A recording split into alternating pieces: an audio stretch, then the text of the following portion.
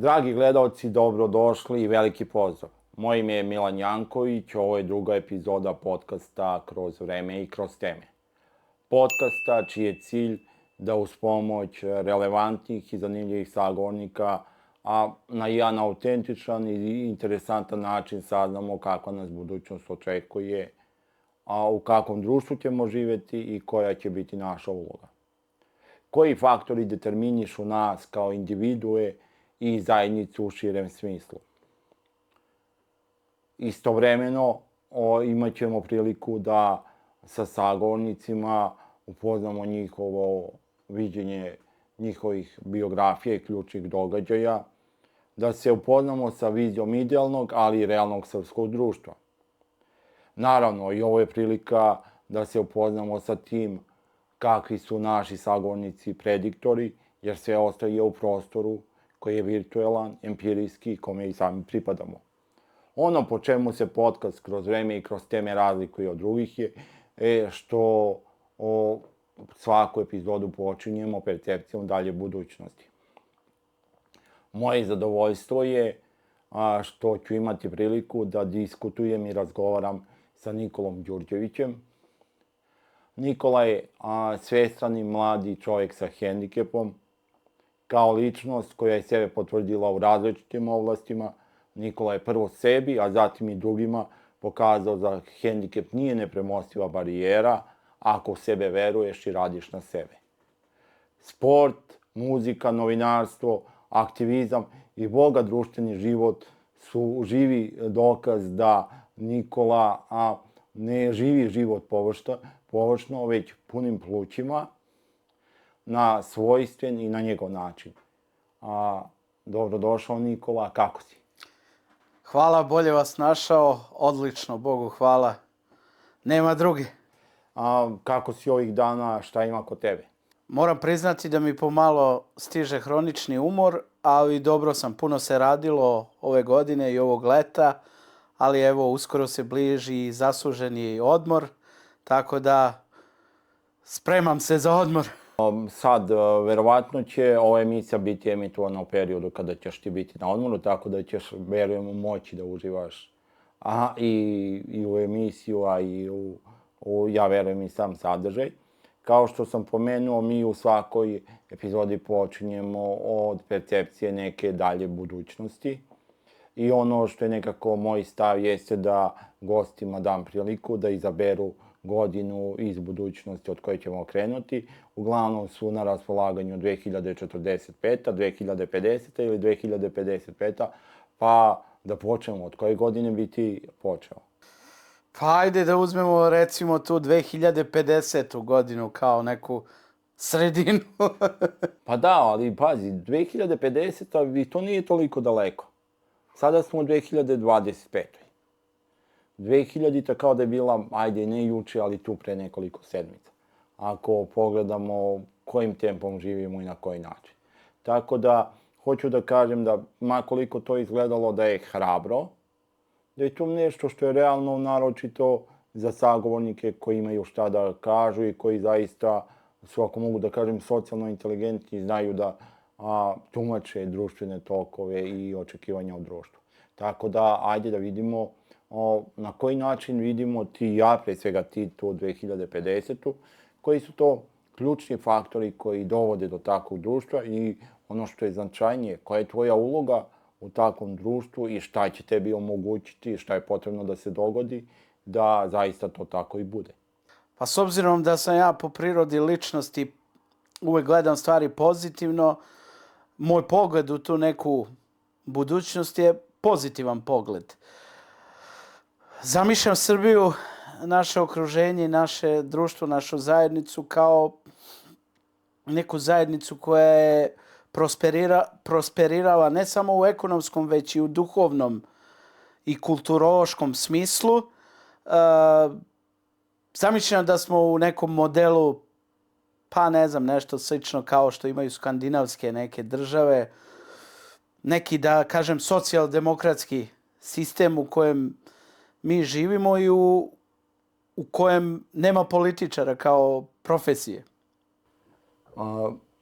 Pa zapravo kada gledamo takvo društvo i sam si pomenuo političara kao profesije, i ono što je meni interesantno ako gledamo skandinavske zemlje u aktualnom trenutku jeste to da oni imaju i probleme kada raspisuju izbore jer imaju manje zainteresovanih kandidata.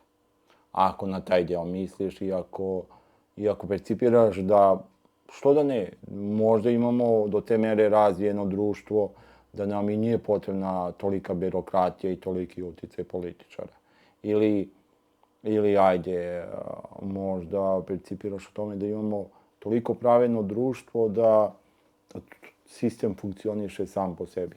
Šta misliš, šta je presudno da se dogodi da bismo imali tako neko društvo u kome političari ili ljudi koji se bave politikom su zapravo ljudi koji su obrazovani, a ne ljudi koji se bave politikom da bi profitirali? Šta je po tebi ključni uslov da bismo imali tako nešto 2050. Pa mislim da postoje dva puta kojima bi moglo da se krene. Jedan put je da mi sami krenemo na bolje, da se menjamo i da počnemo da poštujemo neke stvari koje nam je Bog dao i da poštujemo jedni druge i da budemo više vredni nego što smo inače vredni i da ne budemo lenji u smislu aktivizma nekog našeg, pa čak i političkog. Kada kažem političkog aktivizma, ne mislim tu da sad neko treba, ono što sam rekao, da bude političar ceo život i da se samo bavi politikom, već da preduzima neke politike, da se uključuje u neke politike koje su vezane za razne društvene sfere. U smislu da mi trebamo u stvari da ozdravimo. Mislim da smo mi u neku ruku bolesno društvo i da nam je potreban duhovno, mentalni preporod. Kada kažeš duhovno-mentalni preporod, da li zapravo imaš ideju o poštovanju ili prisutnosti nekih vrednosti koje su možda zaboravljene ili možda i neka transformacija po pitanju nekih novih vrednosti? Mnoge vrednosti koje su zapostavljene, koje su bile pozitivne i na kojima je građena ova država, da kažem, kroz vekove, recimo tradicionalne vrednosti, patrijarhalno vaspitanje, hrišćanske, da kažem, vrednosti na kojima je i zasnovana naša država. Tu su takođe vrednosti kulturološke, kultura jedna, poštovanje, tolerancija. I da, kad sam malo pre rekao dva puta, znači, mi možemo krenuti jednim putem, a taj jedan put je ili da mi sami to prepoznamo i da se pokrenemo, da budemo aktivni u smislu da preokrenemo stvari, da krenemo graditi nešto iznova, ili jednostavno, pošto smo navikli da budemo bombardovani sa svih strana raznim reklamama, uticajima spoljašnjim i sličnim stvarima, možda bi bilo dobro da se pojavi neko ko bi krenuo da nas bombarduje malo klasičnom muzikom, malo pozorištem, malo umetnošću, malo kulturom, lepim ponašanjem, tradicionalnim vrednostima. Da to sve bude, ne da to bude sad nešto nasilno i onako naprasno, ali opet kao ovo što sada imamo, što živimo, što je onako latentno, a što nam se stalno nameće, a uglavnom ne valja, možda treba tako da se napravi neka priča da nam se nametne nešto što valja i što će nam pomoći da kao društvo prvo da egzistiramo. Pošto ja mislim da je i egzistencija dovedena u pitanje samo, a ne sad neki razvoj i prosperitet i progres. Kada je u pitanju ovaj deo tvog viđenja društva, odnosno kulture i tog dela, već sada imamo značajno prisutne ove tehnologije, odnosno prisustvo veštačke inteligencije i tako dalje. Da li 2050. imamo pozorište koje je kreirala veštačka inteligencija, ozbiljnu muziku koju izvodi veštačka inteligencija, ili se time bave ljudi? Pa ja ipak mislim da će doći do reseta nekog. Mislim da će u jednom momentu biti to o čemu vi pričate, ali onda će se desiti neki reset i mislim da će se čovek vratiti sebi, odnosno čovek čoveku. Nikola, iako je profesionalno da persiramo, ti ja se poznajemo 15 godina. Tako da mislim da je sasvim u redu da budemo na ti. Dobro, onda možeš i da izbrišeš. Ne, da. Gde sam rekao. Da, svakako. Dobro, to je tako društvo. Kakva je tvoja uloga i šta si ti u tom društvu? Pa, ja naravno sebe vidim u takvom društvu kao jedinku koja ne može da funkcioniše bez kolektiva, bez tima. Pošto sam ja u životu timski igrač. Od uvek sam bio timski igrač i ja zamišljam da imam svoj tim i da se, bavimo nečim što je korisno i dobro za neku zajednicu u kojoj se budem u tom momentu nalazio. Da li je to lokalna zajednica, da li je to neka šira zajednica. Uglavnom neki altruizam i, da kažem, preduzimljivost. Znači, neki uticaj na zajednicu, na ljude, doprinos o očuvanju zajednice, odnosno građenju nekih elemenata u zajednici koji čine da ljudi budu zadovoljniji, srećniji, spokojniji, ako sam dobro razumio. Više bih rekao doprinos nego uticaj. Više imam želju da doprinesem na neki način, da ponudim nešto što može biti za dobrobit svih. I šta je ono što je tebi nužan uslov da bi došao do toga? Pa nužan uslov je da ova priča vezana oko inkluzije, da ona ne doživi taj reset, nego da ona nastavi da se širi, izgrađuje i da kažem da doživi svoju punoću. Kakvu opet imamo u onim razvijenim društvenim sistemima o kojima sam pričao na početku ove emisije. Kada govorimo o inkluziji, nekako čini mi se da upadamo u jednu zamku. Govorimo o inkluziji kao da je to tekovina koja je nastala u 20. veku, društvena tekovina. Ali ako malo bolje pogledamo, pa zapravo inkluzija je na različite načine bila prisutna, doduše ne u nekom kontinuitetu, ali u nekim bitnim periodima i u našoj prošlosti i ne samo na našem području, da se razumemo, barem je to moj utisak. I otuda ovaj deo koji si pomenuo o resetu. Ajde, tvoj uticaj kada je u pitanju razvoj inkluzivnog društva je svakako značajan. Jer zapravo jedna stvar je kada govorimo o ljudima, o tome kako to može da izgleda, a drugo je kada imamo direktno pokazatelje. Ti se trenutno baviš košarkom u kolicima. Namjerno kažem košarkom u kolicima, jer to nije košarka samo za korisnike kolica, već je jedan inkluzivan sport. Da li će taj sport, recimo, 2050. biti deo redovne olimpijade, barem po tvom utisku, ili da li treba da bude po tebi? Apsolutno mislim da košarka u kolicima treba da bude deo redovne olimpijade, da kažem olimpijade koja je za sportiste koji nemaju hendikep. Zašto to govorim? Zato što je košarka u kolicima u pravom smislu reči košarka. To je sport koji ima sve ista pravila kao i klasična košarka, da se tako izrazim. Znači, kao što imamo žensku košarku, mušku košarku, tako imamo i košarku u kolicima. Problem je što samo kod nas, u našoj zemlji, ta košarka u kolicima još uvek nije prepoznata kao nešto što je naše dobro i što je neki, da kažem,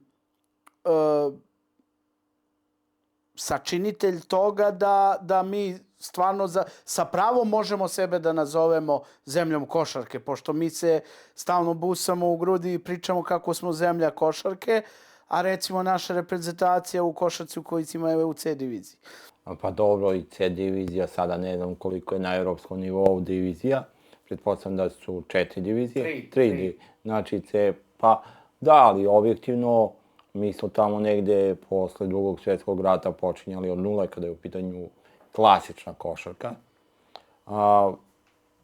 I ajde, ako smo sada u toj istoj nekoj početnoj fazi razvoja, po tvom utisku, da li misliš da će za narednih 25 godina taj sport doživjeti punu afirmaciju, kao i mnogi drugi sportovi koji su jednostavno afirmisani, neki su bili dosta afirmisani, neki su se izgubili, recimo, hajde, ponovo je meni nekako odbojka na marginama, rukomet isto na marginama, a to su bili sportovi koji su bili baš dosta prepoznati.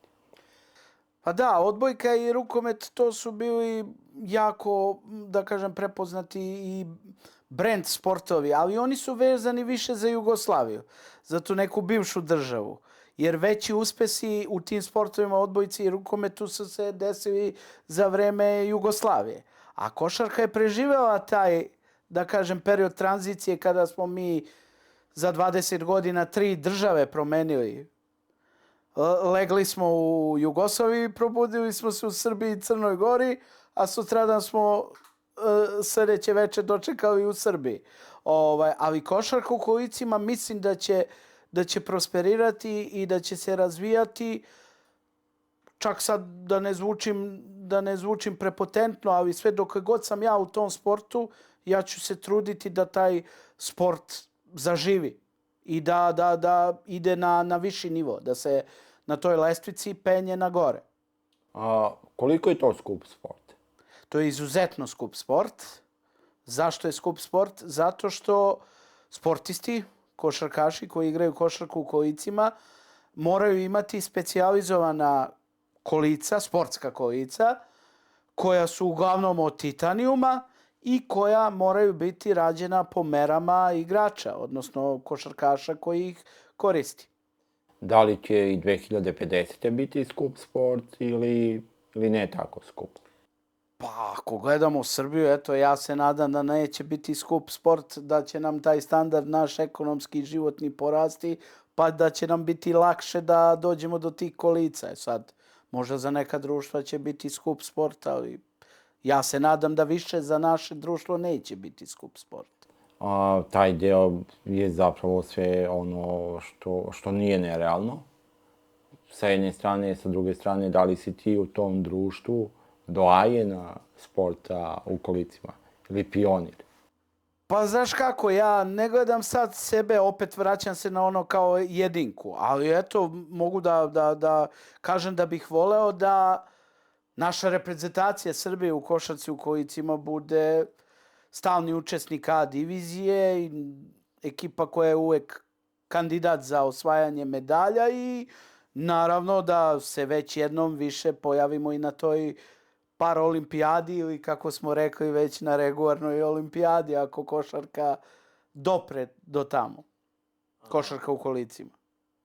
2050 smo obradili malo kroz taj deo društva, malo kroz košarku u kolicima kao sport, malo kroz ta neka dostignuća, odnosno prilike za koje verujemo da će se ostvariti. Hajde da se vratimo otprilike jednu dekadu bliže nama, tu negde oko 2040. Više manje. Kako je to društvo i kakva je tvoja uloga u tom društvu? To već sada nije toliko daleko. Pa to je reset. Tu sad smo stigli kod reseta. Najteže pitanje, ali eto. Tu smo. Svakako ću biti valjda i ja tu, Bože zdravlja. To ne odlučujemo o tome ja. Ali ako sam u 2050. tu, logično je da ću biti i u 2040. Da, ali koja je tvoja uloga 2040. iako je reset 2040. kada on zapravo počinje kao faktor reseta? Pa ništa, onda oko 2040. tamo negde uzimamo medalju u A diviziji i tu se zacementiramo. Imamo umjesto 5 klubova, imamo, ne znam, 15, 20 klubova u košarci u kojicima. Imamo ženski tim, također, nacionalni. To su sve neke stvari koje bi se mogle desiti, ali potrebno je da se više ljudi uključe u tu priču i potrebno je da se ljudi iz klasične košarke, odnosno iz Košarkaškog saveza Srbije, također uključe u tu priču. I da nas prepoznaju kao košarku. Da li je to toliko teško da je potrebno da se čeka još najmanje 15 godina? Pa jeste teško, a i nije teško. Nije teško zato što tu ne treba puno mnogo toga sad nešto sistemski menjati, uraditi, potrebno je samo više novca sipati, da kažem, u taj sport.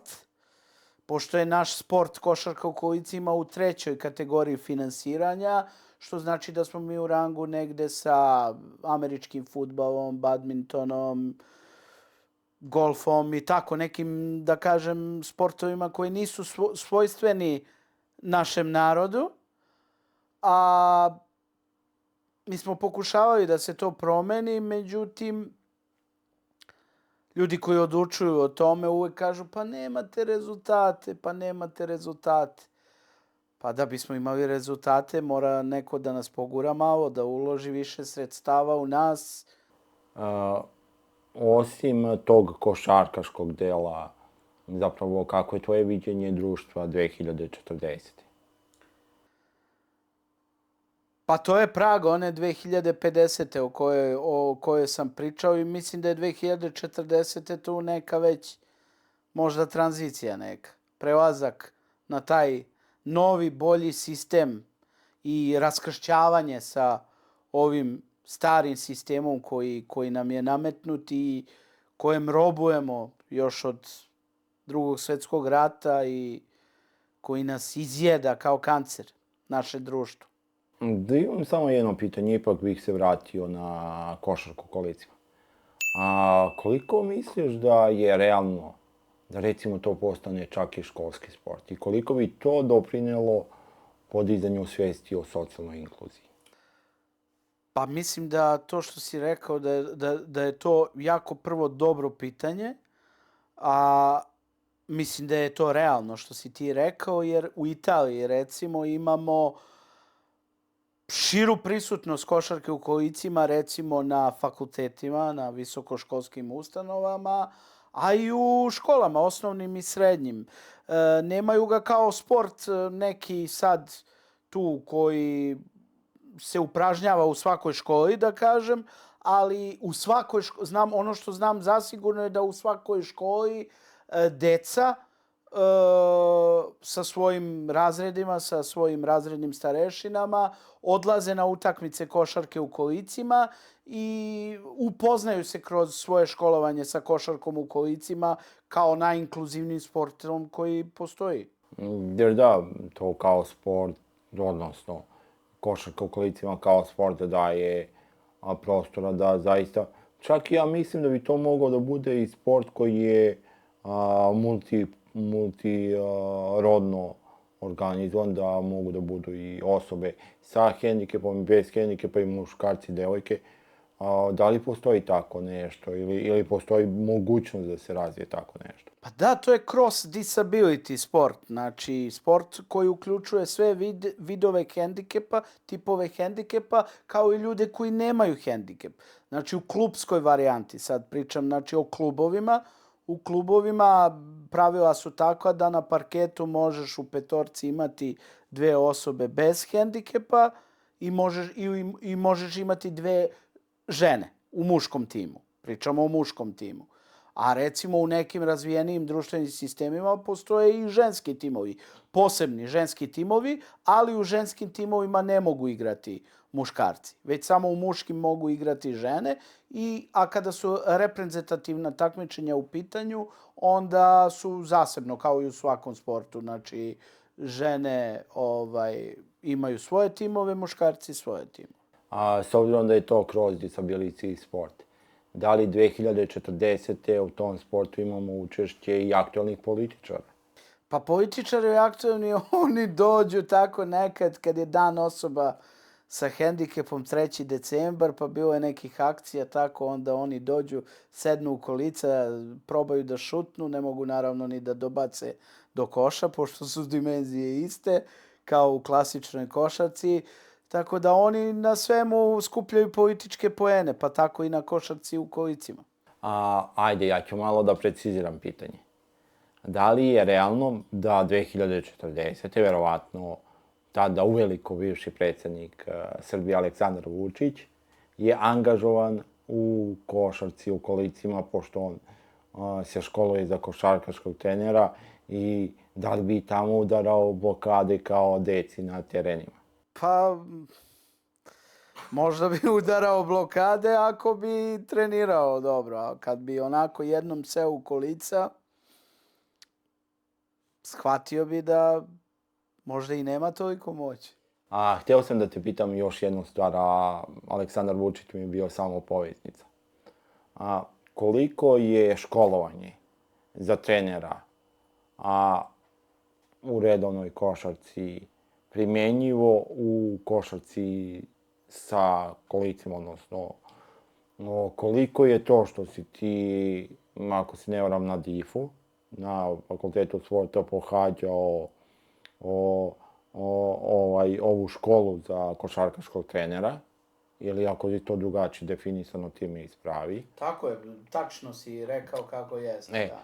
A koliko si tu dobio adekvatno znanje koje je primenjivo u košarci u kolicima, odnosno koliko bilo ko koji iz košarke može da se bavi košarkom u kolicima? Znaš kako, ima tu razlike u kretanju. Kretnje nisu iste u košarci i u košarci u kolicima.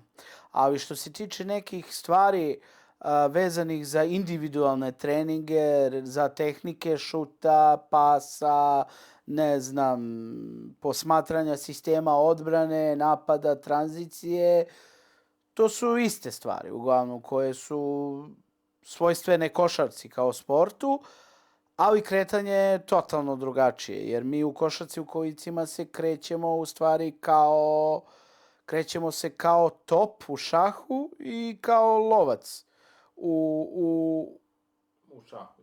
Tako je. Jer mi nemamo bočne, u stvari ne kao top, loše sam se izrazio. Mi nemamo bočne kretnje, kao što u košarci imaju, jer nemoguće da ti u kolicima napraviš bočnu kretnju. Ti da bi se pomerio, ne znam, 2 metra u desno, ti moraš da okreneš kolica, da ih ispraviš ka toj strani i onda da kreneš tamo na tu stranu i da se opet okreneš, da se vratiš, recimo, licem ka igraču koji te napada, koji je sa loptom, hipotetički. S obzirom da sam i ja odrastao u internatu i imam prijatelje koji su zaista, mogu da kažem, virtuozi kada je u pitanju korištenje kolica, baš ovo što si rekao, znam da mnogi koji zaista dobro koriste kolica, da to nije toliko nemoguće, sad pitanje je koliko to narušava pravila. Jer, bukvalno, neko ko koristi kolica, on ne može na petoparcu da se okrene. Što znači da daje prostora, ali sada da ne ulazimo u taj deo, da ne opterećujemo tim sitnicama gledalce. Htio sam da te pitam zapravo još jednu stvar. 2040. Da li je uticaj sporta na društvo presudan ili je sport više nešto što ljudi upražnjavaju rekreacije radi svog zadovoljstva?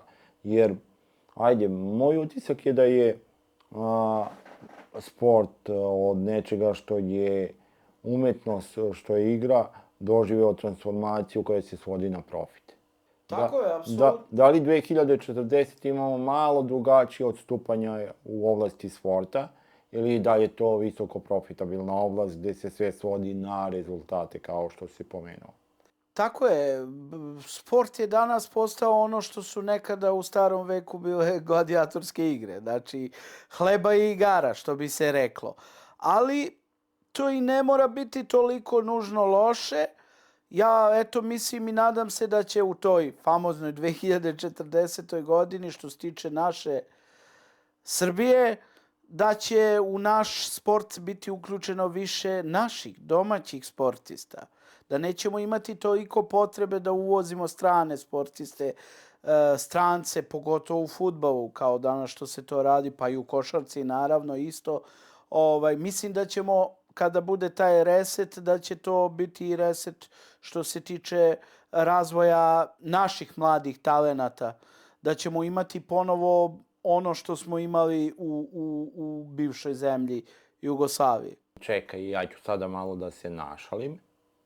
A zapravo ti misliš da ćemo imati domaće potomke ljudi iz Gane, ljudi sa Tajlanda, iz Indije i da ćemo onda imati na osnovu tog pluralizma manje potrebe da dovozimo sportiste gastarbeitere.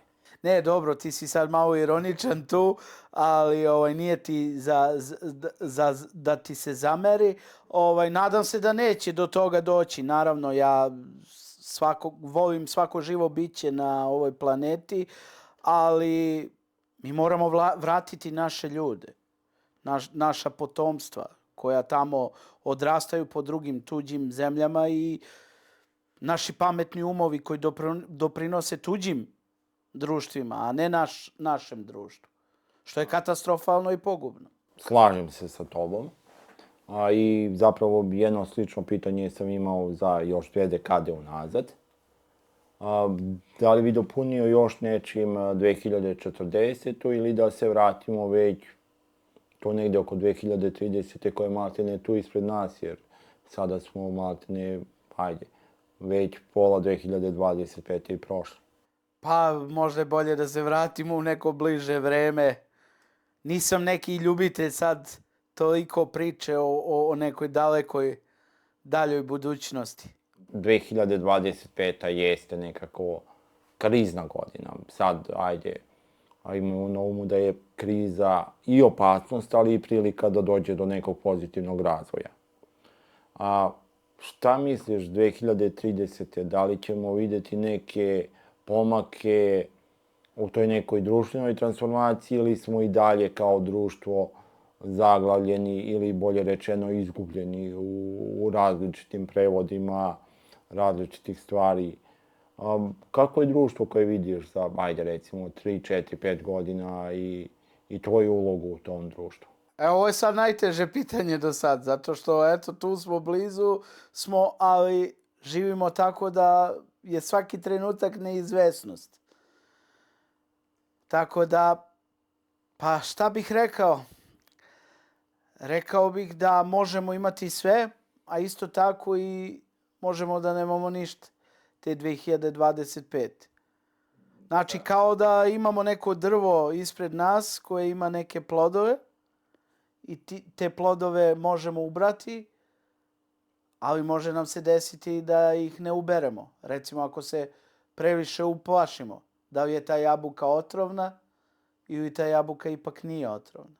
Da li je rajsko voće ili nas zmija huška. Ja mogu da interpretiram da je nama zapravo potrebna neka zmija. Da okušamo te plodove. Nama je potrebno da se oslobodimo straha. Mislim da ovo društvo ima veliki problem straha i strahovlade koja nam se dešava dugi niz godina. I treba da se oslobodimo i da malo možda i osušnemo naše instinkte koji su prigušeni, zagušeni. Da li je zapravo za to oslobađanje 2030. ne samo u tom nekom građanskom delu, nego i u tom duhovnom delu 2025. presudna ili će biti još prilika do 2030. po tebi? Pa mislim da ćemo imati još prilika, da ovo nije presudna godina, zato što ako tako postavljamo stvari, mi možemo onda svaku godinu staviti kao presudnu. Možda su čak to ljudi radili tako. Znate onu priču kad je bila korona i to sad gotovo je, smak sveta je, svi ćemo pocrkati i slično. A kako je bilo ljudima kuga kad je bila? Kad je vladala tamo u srednjem veku? Šta je njima tek sve padalo na um? Ali opet oni nisu imali nisu primali toliko informacija koliko danas savremeni čovjek danas prima informacija pa ga to preoptereti, zatrpa, ali mislim da dok god postojimo da ćemo uvek dobijati šanse i prilike. Da nešto uradimo dobro i da popravimo stvari. Da nikad nećemo biti uskraćeni. Možda budemo uskraćeni ako odjednom umremo, ako nas nema. Tipa mene, tebe kao pojedinca, pa kao eto, nemaš priliku da nešto popraviš, gotovo je, nemate više. Ali uvek će ostati neko drugi. A s obzirom da identifikuješ 2030. kao period prekretnica, koja je tvoja uloga u društvu koje je na prekretnici? Pa ja sam tu. Uvek sam tu za mlade ljude sa svojim nekim savjetima, iskustvima da to podelim, ali nisam osoba koja se nameće u tom nekom društveno-političkom smislu, jer ja sam čovjek koji se opredelio za sport. Sport, kultura, umetnost. To su polja koja mene interesuju i u kojima ja, da kažem, dobro plivam. E sad, naravno, ne bežimo od odgovornosti. Niko ne treba bežati od odgovornosti od svih nas. Svako treba učiniti ono što je do njega i što može. Malo pre si rekao da su teška ta pitanja koja se odnose na periode tim daljim periodima. Ja zapravo mislim da sada idemo ka malo težem pitanju. Jer polako dolazimo do aktualnog trenutka.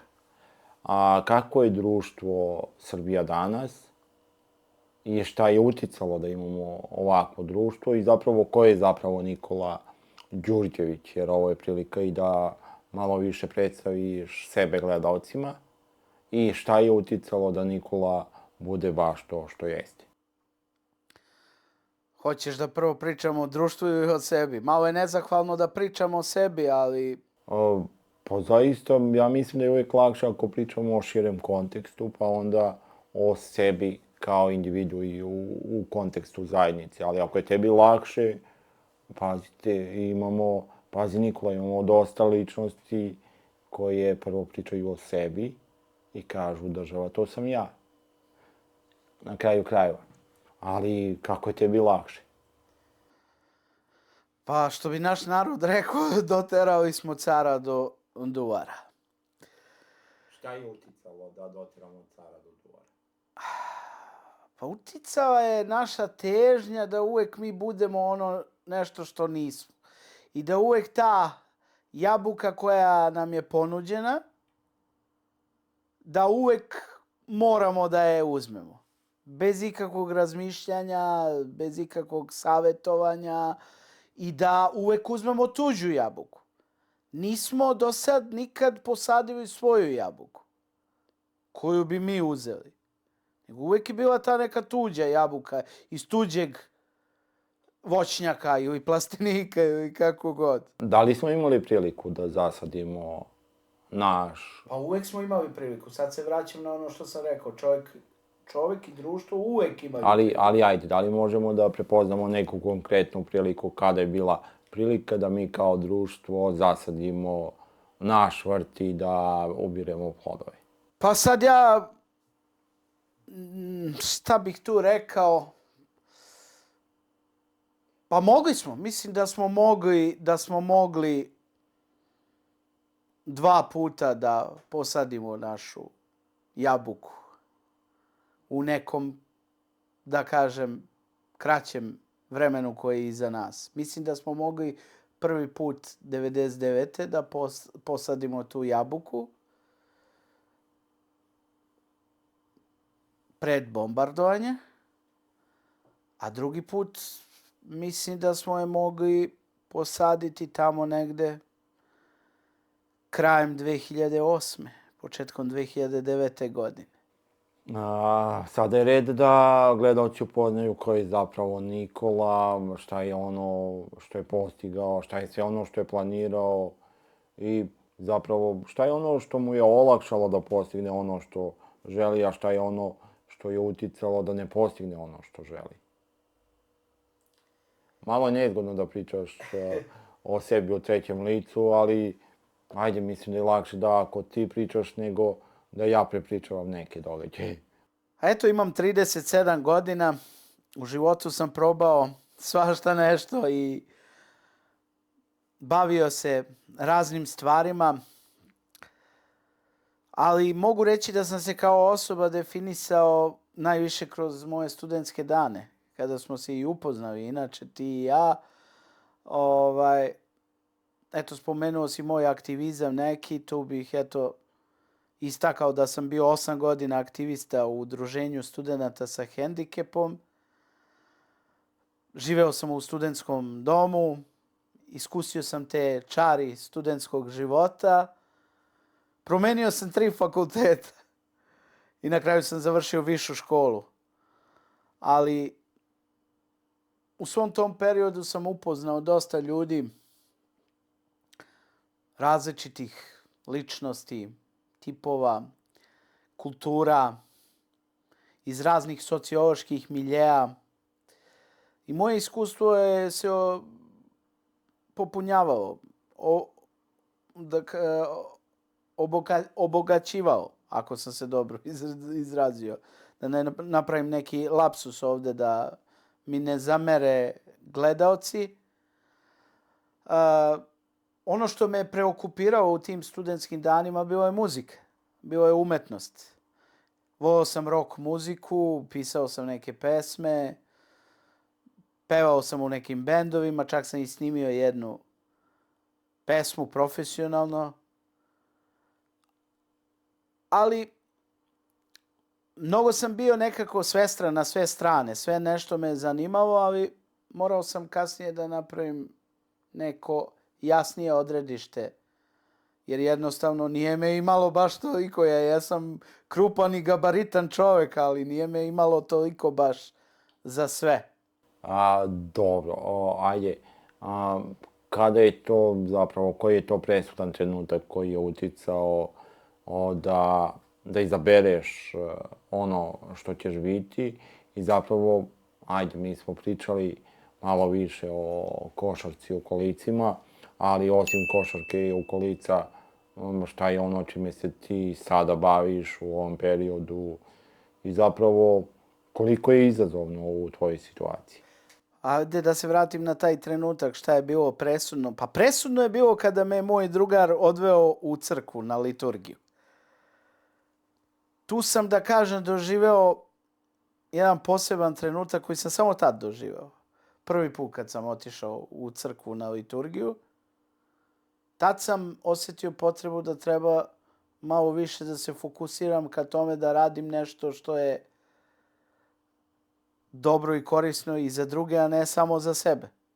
Do tad sam malo više onako bio, da kažem, više sam bio hedonista nego inače. Jesam ja i sad hedonista u nekom smislu, ali tad sam u tom momentu sam raskrstio sa tim nekim, da kažem, možda sam sazreo u stvari.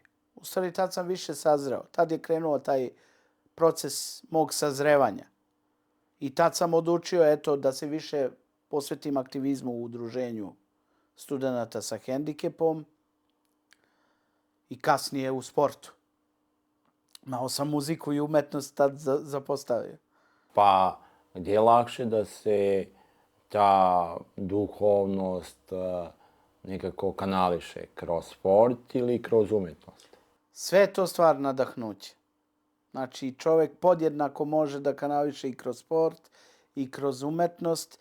Ali dobro, ja sam izabrao ovaj sport jer je ovo specifična stvar. Znači, ovdje je direktno rad sa osobama sa hendikepom, sa kojim sam ja okružen od mog detinjstva, faktički da kažem. Ali ovdje smo našli neku misiju, neki cilj da ti ljudi mogu ravnopravno da se bave sportom kao i ostali sportisti i da sutra oni mogu od tog sporta na kraju krajeva i živeti i egzistirati. Ukoliko, naravno, dovoljno rade na sebi i ukoliko ulažu u svoj razvoj kroz sport. Pored košarke u kolicima, ti si profesionalno angažovan, odnosno radiš, jel da? Tako je, radim u jednoj IT firmi u tehničkoj podršci.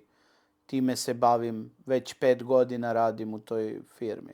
A koliko je teško da uklopiš i posao i sport i koji su tu najveći izazovi koji barem tebi nekada budu i podsticaj, a nekada i nešto što te natjera da budeš dodatno angažovan?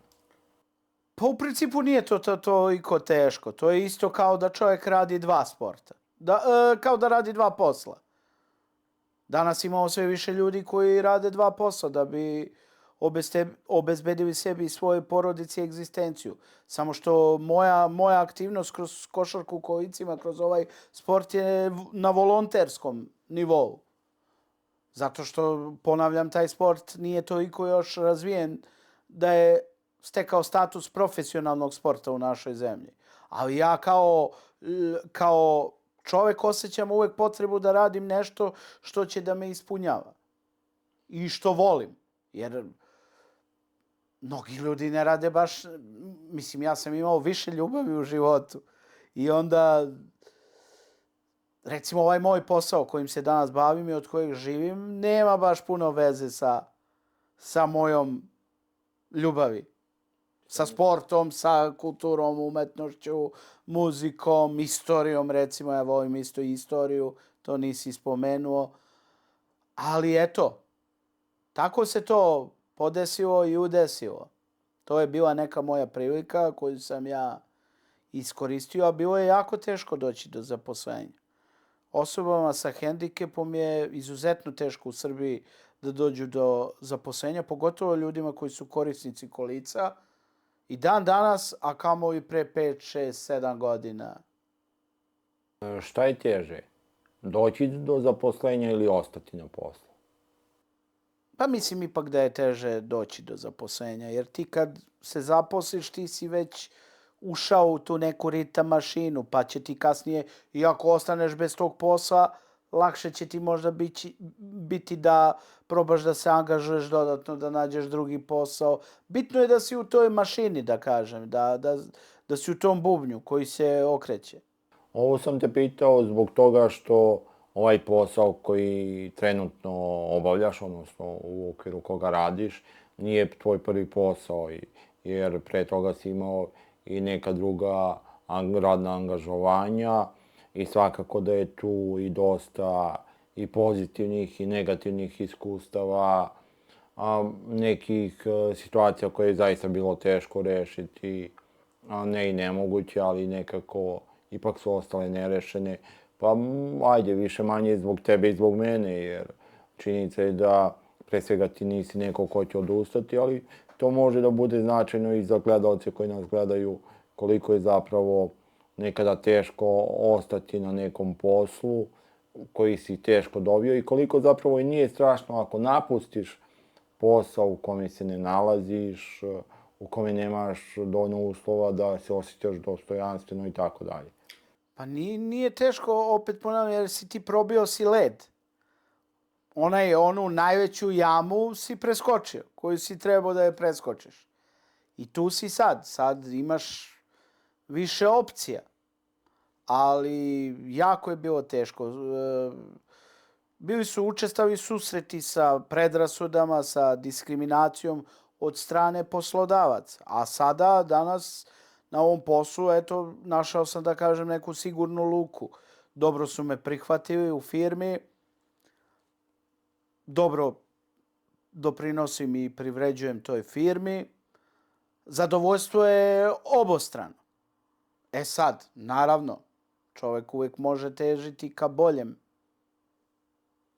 Ali sve u svoje vreme, što se kaže. U nekom trenutku, ti si malo pre pomenuo 2020. i period COVID-a. Da li je zapravo oko 2020. sada ne moramo da govorimo o 2020. COVID nešto što je centralni događaj po tebi u društvu ili je neki događaj bio i ranije, 2019. 18. 17. I kako je tebi bilo u tom periodu, u tom društvu, koji su bili izazovi već, ajde, možemo da pogledamo i u prošlosti malo direktnije. Ulazimo u istoriju. Pa vidi sad ovako, taj COVID, to je bilo, znači, tema broj 1 u svetu i kod nas. Ali bilo je zemalja u kojima COVID nije bio tema broj 1. U nekim zemljama, kao što su možda Belorusija, Afganistan i tako neke druge zemlje. A zamisli sad da smo ti i ja, recimo, Indonežani i da pričamo o velikom tsunamiju koji se dogodio 2003. beše ili 4. godine. Ja mislim Tamo, da je bio da. 3. godine. Zamislite koja je to bila katastrofa. To je bila mnogo veća katastrofa od COVID-a. Samo što je COVID mnogo podmuklija katastrofa koja je zadesila čovečanstvo. Ali svakako se slažem da je to bila katastrofa koja je rodila mnogo toga lošeg. A šta je po tebi ključni faktor koji je omogućio da se na taj način dogodi ta katastrofa? Pa ključni faktor koji je omogućio je mediji. Mediji koji su non stop napadali, vršili agresiju nad stanovništvom, nad ljudima koji su bili zakovani ispred televizora, ispred mobilnih telefona, kompjutera, čega god. Znači, sva pažnja je bila usmjerena ka medijima, a sva medijska pažnja je bila usmjerena ka COVID-u, ka toj pandemiji, što neki kažu plandemiji. Razumem kada pominješ medije. Opet, mediji se nisu pojavili preko noći. Bili su i pre toga prisutni. Na kraju krajeva i ti si neko koji se školovao za medije, da pomenemo gledalcima, da bismo to za neki naredni period koji je 10 godina unazad. Ajde, s obzirom da si neko koji izučavao medije. Mislim da u Srbiji konkretno, da su mediji 2020. te, kad se pojavio COVID u našoj zemlji, da su tu shvatili zapravo koliko imaju moć u našoj zemlji, mediji. I da su tu, da kažem, rekli, a sad možemo da radimo ovom narodu šta god hoćemo. Ali, sa jedne strane to jeste tako. Meni je taj period zapravo period kada je po meni počela ekspanzija alternativnih medija, YouTube-a, društvenih mreža, Telegram kanala i tako dalje.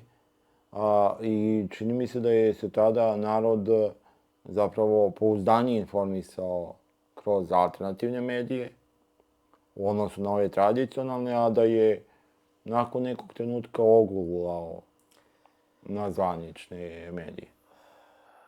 Pa jeste, ali tada je bilo još više je bilo iskrenosti na tom YouTube-u. Te emisije koje su vođene tada prve, bile su iskrenije i čovjek je mogao preko interneta doći do istine, stvarno. A sada su mediji ovladali internet medijima. Sada i možeš da na YouTube-u vrlo lako da upadneš u zamku laži i dezinformacija. Zapravo, ta zamka vreba svuda, ako gledamo objektivno. Ipak, kako je tebi bila uloga tih 2020. 21. 19. Čime si se bavio? Šta je uticalo da se baš tada time baviš? Ako se ne varam, tada su tvoji početci u košarci. Tada su moji početci u košarci u kolicima, ali to je bio jako težak period za mene, zato što sam imao problema porodičnih. Majka mi je bila jako bolesna i borila se za život. Tada, Bogu hvala, svom srećom preživela i sada je dobro, ali bio je jako težak to period za mene. Tada sam imao i jednu povredu koju sam doživeo, pokidao sam ligamente i spao sam iz kolica. Ostao sam bio bez posla pređašnjeg ali eto, imao sam neki svoj spas u košarci u kolicima, filter neki, tako da sve to udešeno kako treba bilo. Ajde, s jedne strane, znači, niz događaja koji većini ljudi čini da zaista potonu. Tako je, još sam na sve to dobio i koronu i bio sam u bolnici mesec dana. Obostrana upala pluća je bila u pitanju. Znači, pretnja po život, motorička povreda, ugroženost člana porodice koji ti je, ako se ne varam, najkonstantnija podrška. Naravno, majka. Ostanak bez posla. Zapravo, šta je uticalo iz prethodnog života da učini da taj period nekako prevaziđeš lakše, da ne budeš neko ko je podlegao svim tim objektivno nedaćama? Imao sam veliku podršku prijatelja. Ali, znači, ogromnu podršku prijatelja koju, eto, ističem i Bog mi je poslao te ljude da mi pomognu i da mi se nađu kad mi je bilo najteže i oni su zajedno sa mnom učestvovali u prebrođavanju tih teških momenata koji su me tada zadesili. Da li postoji neka situacija koju bi izdvojio ili u nizu situacija u kontinuitetu? Pa u nizu situacija u kontinuitetu, to je znači period u kojem sam ja imao oslonac, kao i uvek što imam oslonac, a da to nije moja majka, recimo, koja je tad se borila za život, bila po bolnicama. Tu su bili moji prijatelji, moji košarkaši, moje komšije, društvo, i staro i novo. Da, to je, ajde, još jedna potvrda da je čovjek pre svega društveno biće. I da ne možemo mi kao ljudi da izniknemo tamo negdje u kamenju i da budemo dovoljni samom sebi. Da li bi dopunio još nečim ovaj period oko 2020. Ili da idemo 10 godina unazad?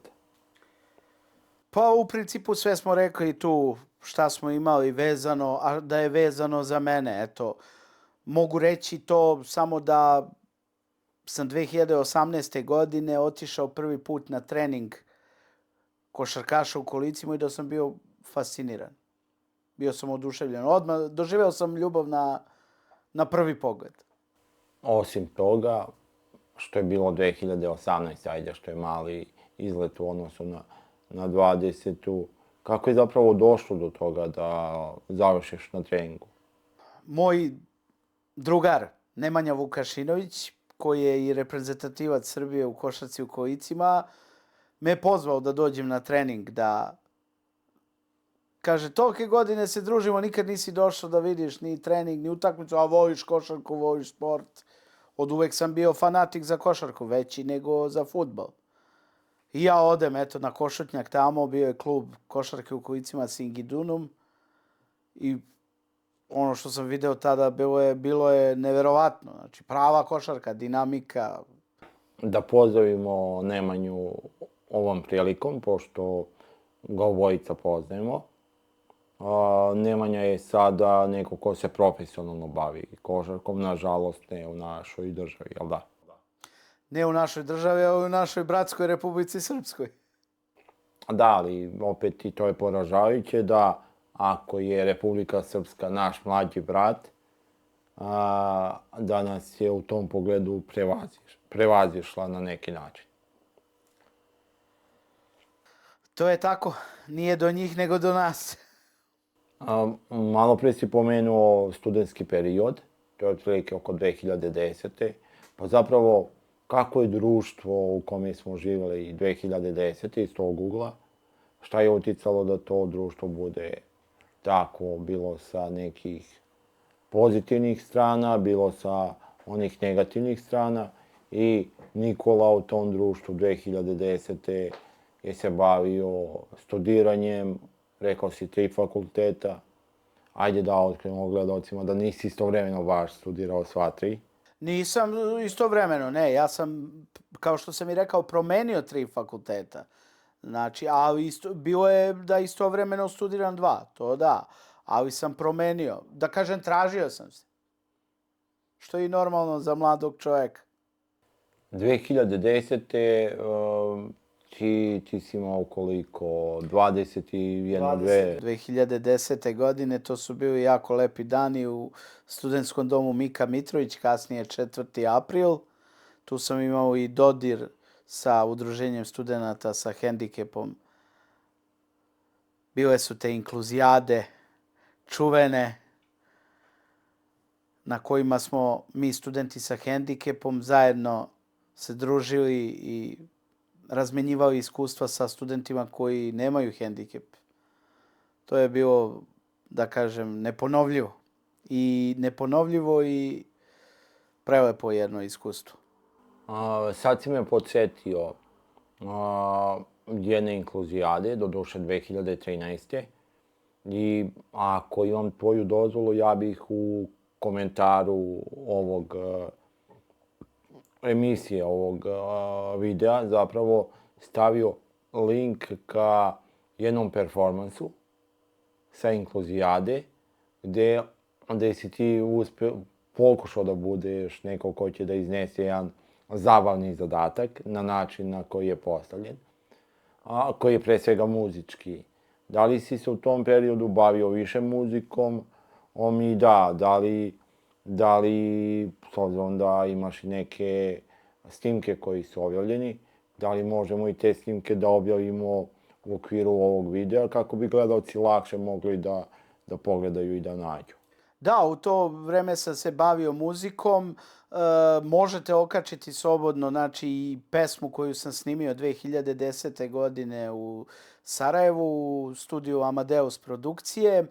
Imao sam priliku da radim sa izuzetno renomiranim muzičarima, doajenima sarajevske pop-rock škole, kao što je Marin Meštrović, Mirko Šenkovski, Geronimo i Mustafa Behmen, jedan od najboljih sarajevskih gitarista koji je bio jedan od osnivača grupe Mostar Sevdah Reunion.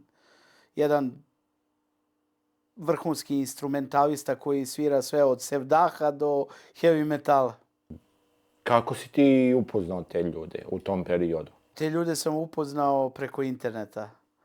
Preko interneta tada pisao sam, slao sam moje snimke na razne adrese i eto, naletio sam na te ljude. Oni su prepoznali tada bio i moj talenat. Svidela im se moja priča, moja pesma i eto, snimili smo tu jednu pesmu, ali kasnije nisam nastavio, ali mislim da sam direktno odgovoran za to bio ja, jer jednostavno previše je bilo drugih stvari koje su me vukle i jednostavno nisam se zadržavao toliko tada. Nisam imao konstantnu tu neku liniju i pravac kojim ću se voditi. Hteo sam svuda i sve. Kao u onom filmu Forrest Gump.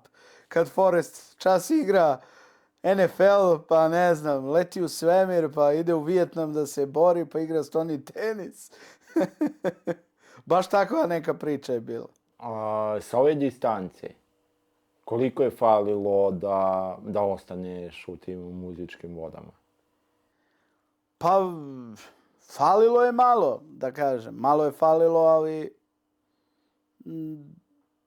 doživeo sam malo i neko prezasićenje tu, jer bilo je malo i teško tada da ti nešto snimiš i da to objaviš. Tada je to još uvek bilo, nije kao sada. Sada recimo može muzikom da se bavi, ali apsolutno svako ko želi.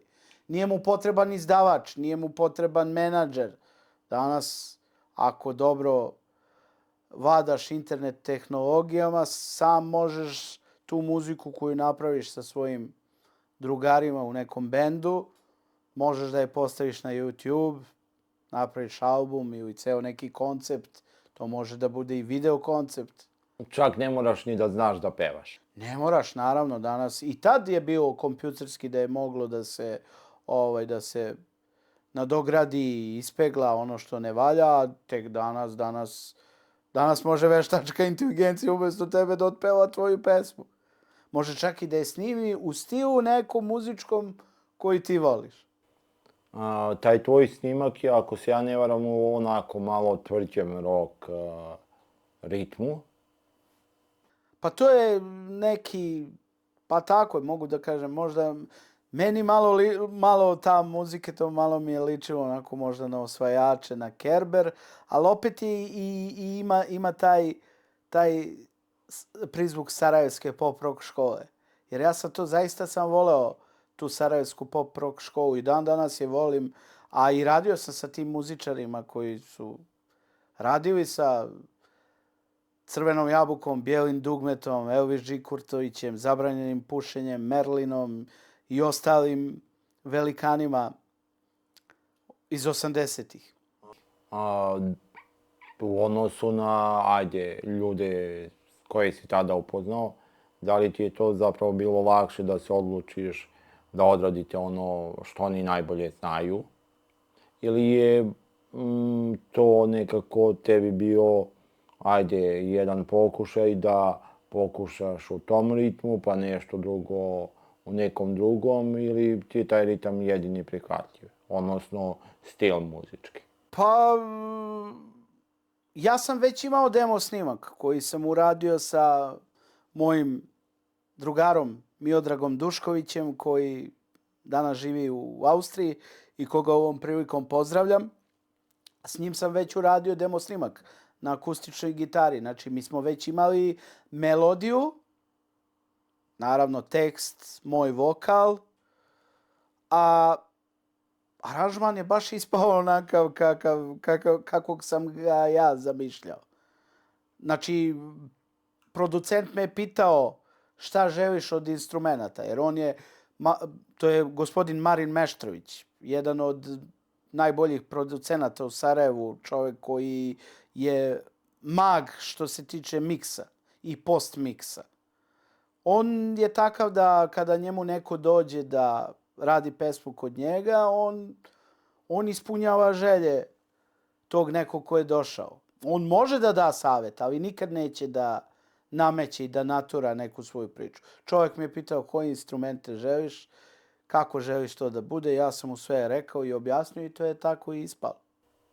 Opet, činjenica je da si se nekako zaustavio na tom jednom snimku, koji će gledalci pogledati pa će sami doneti sud i vjerujem da će većina njih konstatovati da je šteta što si u toj meri bio kao Forrest Gump, što si išao iz oblasti u oblast. Ja imam jedno pitanje za tebe. Šta je po tebi uticalo da ti baš budeš tako orijentisan u tom periodu? Koji faktor je uticao da tada, oko te 2010. ti budeš, slikovito rečeno, kao Forrest Gump? Pa, avanturistički taj duh neki koji dan danas imam, samo koji je sada dobro i pravilno kanalisan, on me uvek pokretao. I ljudi koji su bili oko mene uvek su bili moja inspiracija neka. I uvek sam želeo da se nađem na više mesta, da budem u raznim situacijama. To je neki izazov, adrenalin koji me je pokretao. Znači, ta neizvesnost, to je bilo nešto što me je vozilo tih dana, da se tako izrazim. Ali koji su uslovi uticali da se razvije taj avanturistički duh? On nije preko noći. Nije, naravno, ja sam od uvek imao previše energije u sebi. Sad, možda zbog prirode mog hendikepa, ja nisam to mogao, recimo, kroz moje bavljenje sportom neko da iskažem. Tako što bi ja, ne znam, se bavio nekim sportom. Mislim da verovatno da nemam hendikep da bi se bavio borilačkim nekim sportom. Možda boksom ili nekim tako sportom. Jednostavno to je bila ta neka moja energija koju ja nisam izbacivao kroz sport. i onda je ona tako se manifestovala kroz te neke, da kažem, skitnje moje, kroz izlete neke moje. Ali sve je to bilo, da kažem, bezazleno. Nisu to bile sad ja nešto sebe tu da opravdavam i to, ali to su bile stvari zbog kojih nisu drugi ljudi stradali. Jednostavno, možda sam samo ja izgubio možda neko vreme koje sam recimo mogao da možda uložim da naučim još jedan jezik. Recimo, pored engleskog ili da malo možda se posvetim možda programiranju nekom. Jer dobio sam potvrdu od nekih ljudi da sam imao talenta i za te stvari. Nismo baš mnogo pričali o društvu 2010. O prilikama koje daje, o uslovima i tako dalje. Kako ti sa ove distance interpretiraš stanje u našem društvu 2010. I šta je zapravo dovelo da imamo tako stanje kako jeste, bilo da je to dobro ili loše? Pa, to je bila godina u kojoj su se spremale varke. Varke koje su bile spremne za naš narod, da naš narod to proguta, da će biti bolje. A u stvari nije bilo bolje. Čak je i gore. Ako, po mom ličnom skromnom mišljenju, nije me toliko politika tada interesovala, i mene i sad ne interesuje toliko ta dnevna politika, da kažem. Više me interesuje možda ovako politika kao fenomen, kao društveni fenomen koji je sve prisutan još možda čak i od praistorijskog doba. Ti to bolje znaš od mene, ali spremalo se nešto loše našem narodu. Prevara koja se desila pod parolom da će biti bolje, da će biti mnogo bolje, a u stvari ništa se konkretno nije desilo da bi došlo do tog boljitka. Ostali smo, da kažem, u tom neoliberalnom poretku na koji smo ušli kroz široka vrata krajem 90-ih i početkom 2000-ih godina. Koji je, barem je moj utisak, sada okrutniji nego što je bio 2010. Naravno, okrutniji je, ali nije samo kod nas. To je takva tendencija i takva je sada politika onih koji kroje dnevnu politiku, da u tim nekim zemljama koje imaju ogroman potencijal, kao što je naša zemlja, moraju da postoje neki diktatori tamo koji će da postrojavaju i da vuku konce. Zapravo, ajde, ako ne interpretiram pogrešno, to je period kada je postojao SNS i kada su stvarani uslovi za stabilokratiju. Da postoji neki stabilan sistem koji odgovara nekim strukturama, kako god se one zvale i gde god bile, ali koji najmanje odgovara običnom čoveku. Pa mi smo jedan napaćen i namučen istinski narod koji je samo u 20. veku doživeo katastrofalne gubitke. I toga smo svedoci svi, i mi i naši preci. Naš narod je bio željan prosvetljenja, nekog otrežnjenja, vraćanju ka onome što je iskonsko. Onda su se pojavili ti neki ljudi pod velom nacionalizma, patriotizma, koji su jednostavno po staroj doktrini udbaškoj prodali tu priču narodu. U stvari nisu je prodali, oni su je samo su je bacili. Sipali su pred nas to. Ajde, da verujemo da smo nešto i kao naroda i kao pojedinci naučili i da to što imamo neke naučene lekcije može da nam bude dobar oslonac za neka naredna vremena, kao što si i sam na početku, odnosno u prvom delu emisije pomenuo taj neki reset, gdje ja ne bih iskoristio reč reset, ali svakako jedna značajna transformacija koja može da nam bude oslonac za građenje nekog boljeg društva. Da li da idemo još jednu dekadu nazad, tu negdje oko 2000-te? Kako god. 2000-ta ti si malo pre pomenuo, ajde te godine kao neke prilike, odnosno prekretnice, ali opet jedna stvar je kada pomenemo nešto kao priliku, a druga stvar je kada zaista živimo u tom periodu. Pa zapravo, ajde ti si tada imao 12 godina, kakav je to iz tvog ugla bio period za življenje, odnosno kako je tebi bilo u tom periodu, koju si ulogu imao, čime si se bavio?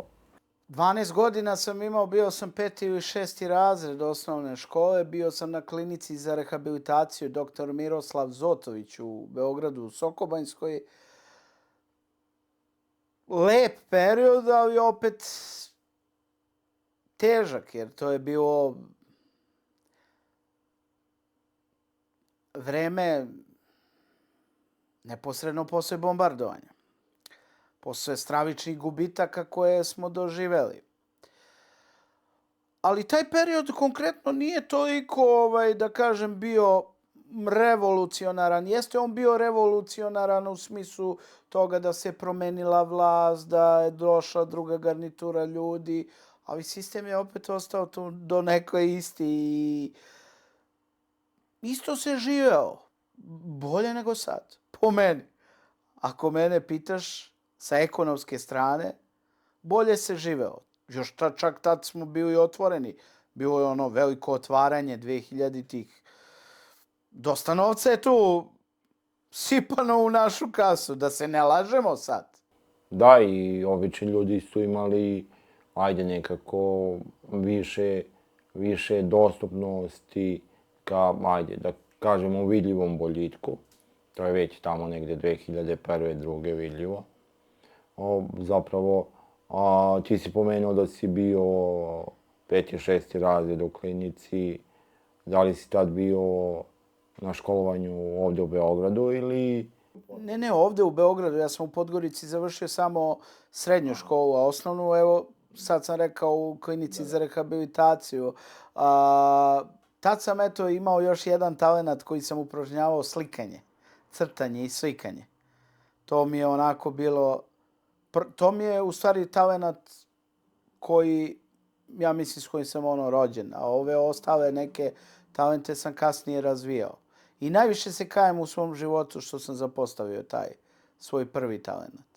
Pa, ali ako je nešto talenat, onda to postoji u tebi. Da li ponekad nacrtaš nešto čisto da bi zadovoljio potrebu manifestacije, te energije?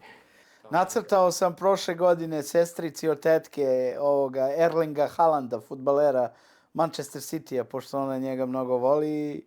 Nacrtao sam ga, onako bilo mi simpatično i lepo sam se osjećao, ali opet, ko zna, možda se jednog dana vratim tom svom talentu, toj svojoj prvoj ljubavi. Da se vratimo na ovu temu 2000-ih, početka 2000-ih godina. Mislim, generalno, kada posmatramo civilizaciju, mislim da je to zaista bilo zlatno vreme. Zato što je tehnologija toliko uznapredovala, ali u tom momentu ona bila zaustavljena da čovek može vladati njome i da je čovek gospodar nad njome. Što danas nije tako. Danas mi idemo ka totalnom jednom sunovratu gde će sutra, ne znam, ta veštačka inteligencija moći svašta nešto da nam uradi loše. Kako i dobro, ali tako i loše. A početkom tih 2000-ih, znači, u principu sve bilo kao 90-ih i 80-ih, samo tehnološki napredniji. Bila su to lepa vremena. Iz tog nekog ugla. Da, i dodatno da imamo na umu da si ti bio u jednom od bezbrižnijih perioda u životu, kada smo, ajde, u tom nekom periodu 10-12 godina ne traži društvo od nas, od naših uloga. A i da, i meni je nekako, period sličnog uzrasta bio najlepši. Samo to je za mene kraj 80-ih i početkom 90-ih. Samim tim i pitanje za tebe. Ti si 90-te, 80-te, otprilike krajem 80-ih bio beba, odnosno dete. Ipak, iz ove perspektive, ono što imaš kao saznanje o društvu početka 90-ih, kako je po tebi to bilo društvo i zapravo da, ti si bio neko ko je beba, pa možda postoji neka anegdota iz tog perioda koju možeš da podeliš sa našim gledalcima. Pa sad nekih anegdota, ne znam kojih je bilo vezanih za mene, što ti kažeš, bio sam jako mali, ali kroz neku pop kulturu, kroz medije, kroz tu neku bližu istoriju, ja sam i tekako informisan o 80-im i 90-im godinama i zbivanjima na našim prostorima. Mislim da je krucijalna greška bila što nismo 88. kad sam ja rođen poslušali Reformiste i Antu Markovića. Mislim da smo tada imali tu pravu jabuku. Priliku da je zasadimo. Tako je. Tad mislim da ali smo je propustili, mnogo vode je proteklo da... Pa, ako objektivno sagledamo, to je uticalo i šire od Srbije. Znači, ta propuštena prilika, verovatno i na Bosnu, Naravno, rekao sam na ove naše prostore. I mi smo imali, baš mi Srbi smo imali tu jabuku. Mi u Srbiji ovde, zato što ipak smo mi bili centar te Jugoslavije. Beograd je bio glavni grad i sve se odvijalo uglavnom ovde kod nas. Šta je što je omogućilo tu i takvu priliku da imamo da zasadimo tu jabuku? A šta je ono zbog čega nismo zasadili tu jabuku? Pa nismo zasadili tu jabuku jer nismo bili spremni da menjamo naše navike. Bili smo ogrezli smo bili u komunizam. U taj komunizam koji je bio napravljen, to je specijalan komunizam koji je bio napravljen za nas, za jugoslovenske narode. Najviše za Srbe, jer Srbi su bili najveći komunisti od svih ostalih naroda Jugoslavije. I mi smo, to je bilo nešto kao mnogo lepo, opasno, ali lepo. Mi smo u stvari bili kao neka zapadna zemlja pod komunizmom neke. U stvari mi smo i tad verovatno bili neka vrsta kolonije, samo u nekom drugom. Možda je u stvari to bila proba za sve ovo danas. Ali bilo je tih nekih prilika koje sam spominjao na početku emisije koje nismo iskoristili i nismo ih prepoznali u stvari. Samo mali deo ljudi je prepoznao konkretno, evo, tu priliku 88. da izađemo iz okova komunizma. Kada kažeš oko komunizma, da li misliš prevashodno na taj deo ekonomskog uređenja i funkcionisanja ili ti u tom nekom kulturološkom pogledu? Jer, pošto smo i ti ja ljubitelji sporta i pratimo, to je period kada smo imali i prvake Evrope i u košarci, i u rukometu, i u vaterpolu, u sve moguće trofeje, znači u fudbalu u 91. Crvena zvezda. Nemoj da zaboraviš Partizan 92. u košarci. Ali mi smo, maltene, naši klubovi su od 85. do 92. Samo 1 ili 2 godine nisu bili prvaci Evrope. Cibona 2 puta, Jugoplastika, odnosno Split 3 puta i Partizan. Znači to je ukupno 6 u periodu od 86. Znači da, samo nismo, recimo, 88. nismo imali prvaka Evrope u košarci. Ili 88. i 7. Tako nekako, da. A da li kada govoriš o tom oslobađanju od komunizma, misliš o tom ekonomskom ili i u nekim drugim pogledima, jer, ajde, ja se sjećam tog perioda, zaista ti neki religijski konteksti su mnogo manje bili prisutni u medijima. To je nešto što mogu da kažem da je bilo nekako diskriminatorski uređeno, ali osim sporta imali smo dosta bogatu produkciju u filmskoj industriji. Imali smo, pa možda je to period kada su izvođene naše najlepše predstave, pozorišne, period kada je opet u Zenitu bio i Matija Bećković, tad su bili Danilo Kiš, Dorica Ćosić, znači bukvalno u tom nekom kulturološkom i u kulturnom i umetničkom delu mi smo bili veoma, čini mi se, produktivni. Pa se vraćam na to komunističko. Da li je taj komunizam samo u ekonomskom delu i donekle duhovnom, ili je trebalo da se i šire oslobodimo tih okova komunizma? Pa kad sam rekao da se oslobodimo okova komunizma, mislio sam prevashodno na tu neku partokratiju i to donošenje odluka od nekih ljudi koji su postavljeni tu na osnovu toga što su bili partijski angažovani i aktivisti, a ne što su oni realno doprinosili toj zajednici nekim svojim zalaganjima. U tom smislu, da se oslobodimo tog da kažem, tog sistema koji nije dozvoljavao slobodu govora takođe. Slobodu govora, slobodu mišljenja, javnog iskazivanja. Ja sam malo pre rekao da je to bio komunizam specijalan, poseban, u laboratoriji smućkan, napravljen za nas, jer mi smo u stvari, evo sad si spominjao, znači, naše filmove, kinematografiju, umetnost, sport, kulturu, mi smo u stvari bili kao neka zapadna država, ali sa ograničenjima. A ograničenja su bila u tom smislu da mi ne možemo duhovno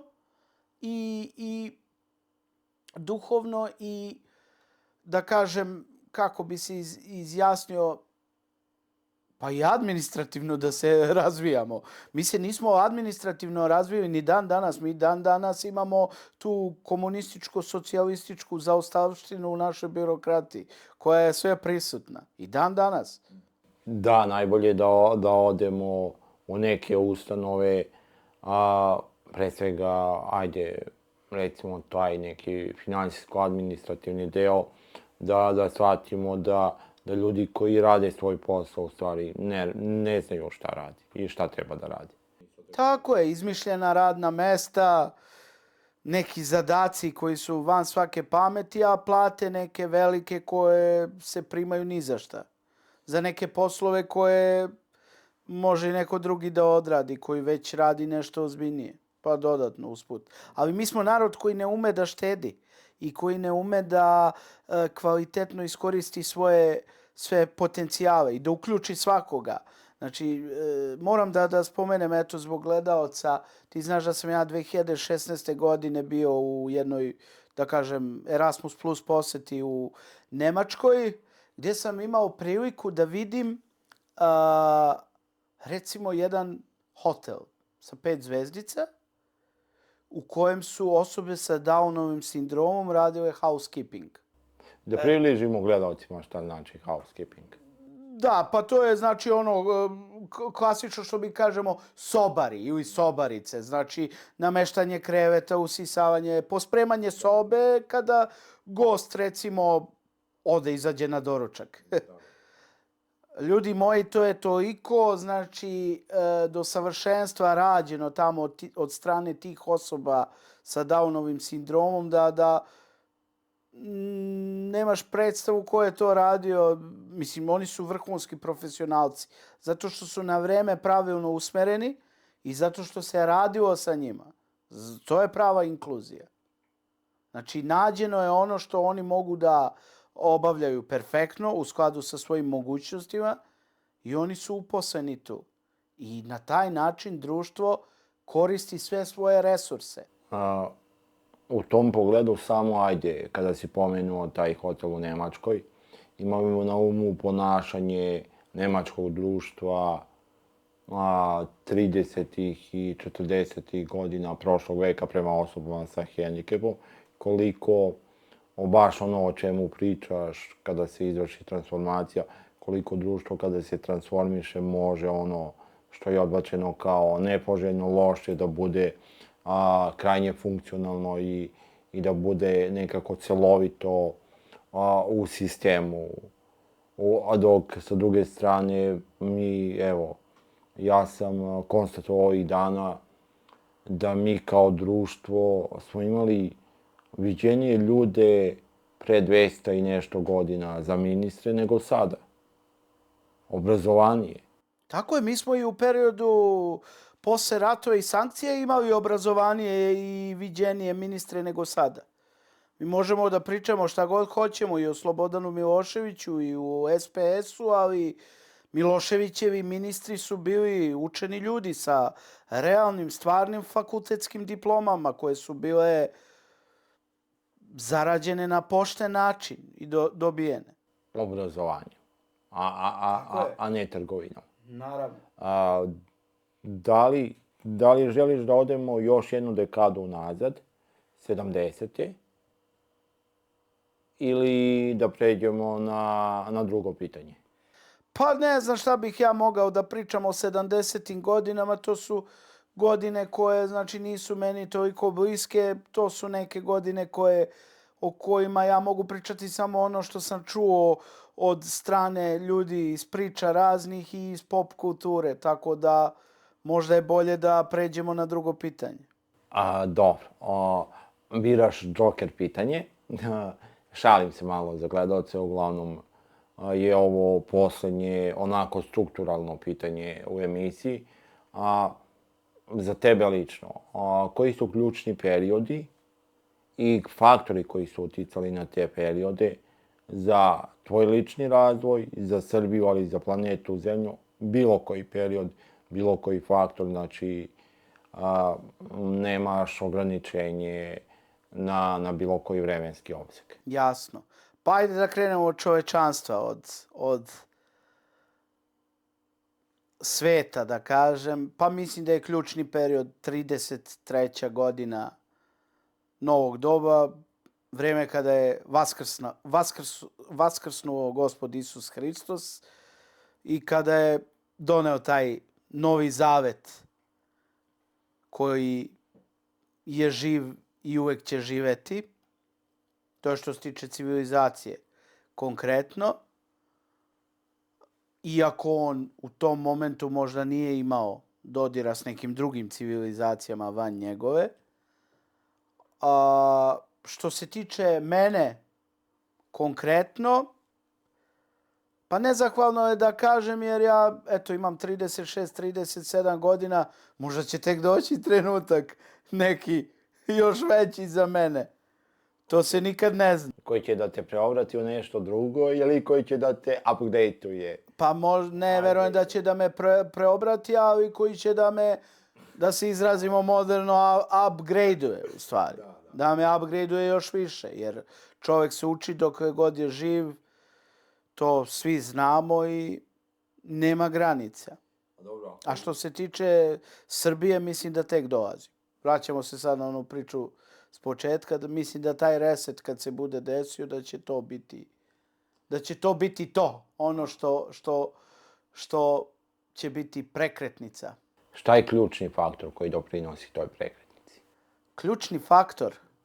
A ključni faktor je da moramo malo da slušamo ove mlade ljude.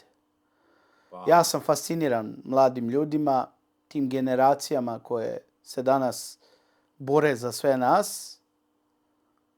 Od njih, verujte mi da mnogo što može da se nauči. Slažem se sa tobom, naročito kada je u pitanju donošenje mudrih odluka, jer moj utisak... Njihovo trpljenje. Mi kao Srbi moramo budemo svesni da, što je rekao vladika Nikolaj Velimirović, naš sveti, najveći greh u Srba je nestrpljenje. A kod ovih mladih, novih ljudi, vidim strpljenje. Vidim strpljenje koje kod sebe ne vidim. I koje kod sebe nisam video kad sam bio u njihovim godinama, recimo. Da li to znači da će ti mladi ljudi tek učiniti da svi mi budemo bolji ili su već i sada učinili da budemo bolji? Pa to je proces koji se dešava i koji se odvija, koji se događa, oni to već čine, ali moramo shvatiti da oni ne mogu to sami. Oni ne mogu bez nas. Znači moramo i mi uraditi ono što je do nas. Znači moramo te ljude dati maksimalnu podršku, ponekad ih i zaštititi. Na kraju, Nikola, pre nego što ti se zahvalim, da li imaš poruku za gledaoce ili eventualno za mlade ljude? Možeš i 2 odvojene poruke, a možeš i jednu. Pa imam konkretno za sve gledaoce, eto, neku poruku šta bih na kraju rekao. Eto, rekao bi možda da, baš ovo što smo sad spomenuli, da budemo strpljivi i ne samo da čekamo našu šansu da ona padne s neba, nego da svi zajedno kreiramo uslove da se ta šansa dogodi. I da se susretnemo sa njom.